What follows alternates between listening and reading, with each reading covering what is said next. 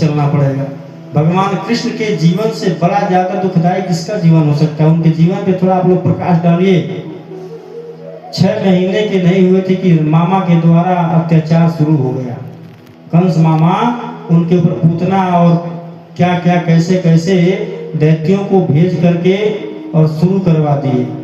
भगवान कृष्ण से ज्यादा हम लोग का जीवन समस्या में है नहीं, लेकिन हमारे कन्हैया कभी उनका मुख मलिन नहीं हुआ।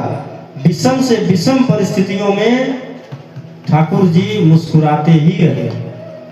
और एक सोचनीय विषय आप लोग सोचिएगा कि भगवान कृष्ण जिस समय थे, जिस समय राज्य कर रहे थे, उस समय एक भी राजा उनके पक्ष में नहीं था, सब उनके विरोध में थे।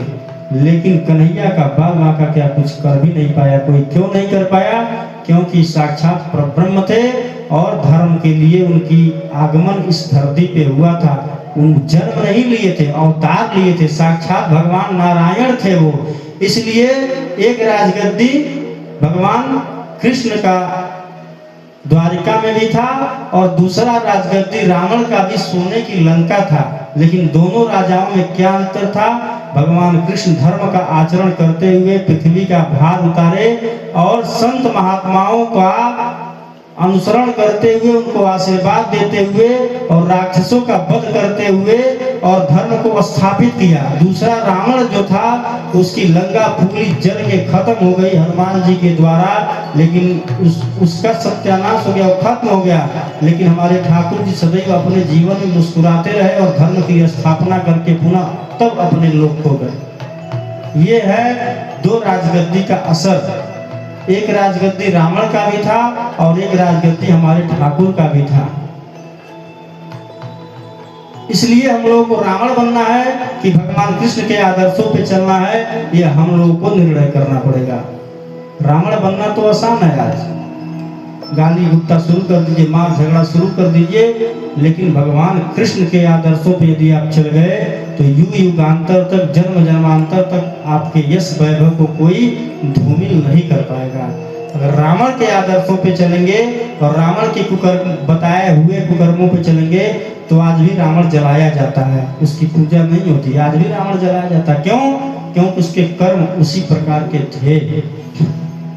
इसलिए हमारे कन्हैया ने जो मार्ग बतलाया है उस मार्ग पे चलिए। जो हमारे ठाकुर जी ने शिक्षा दिया है उस शिक्षा पे चलिए, उसका अध्ययन करिए, उसको पढ़िए। और जिस दिन आप गीता का अध्ययन कर लेंगे, श्रीमद् भागवत का अध्ययन कर लेंगे, उस दिन आपको समस्या में नहीं पड़ेगा। आप समस्या ग्रसित नहीं होंगे, आप लोगों के समस्याओं का समाधान करेंगे।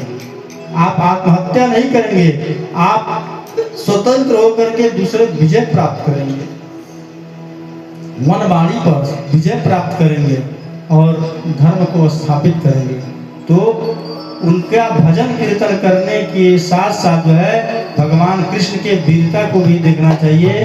भगवान कृष्ण के बताए हुए मार्गों पे भी चलने की आवश्यकता आज हम लोगों को है। यदि उनके बताए हुए मार्गों पे हम लोग चलेंगे तो हम लोग कभी दुखित और पीड़ित नहीं होंगे।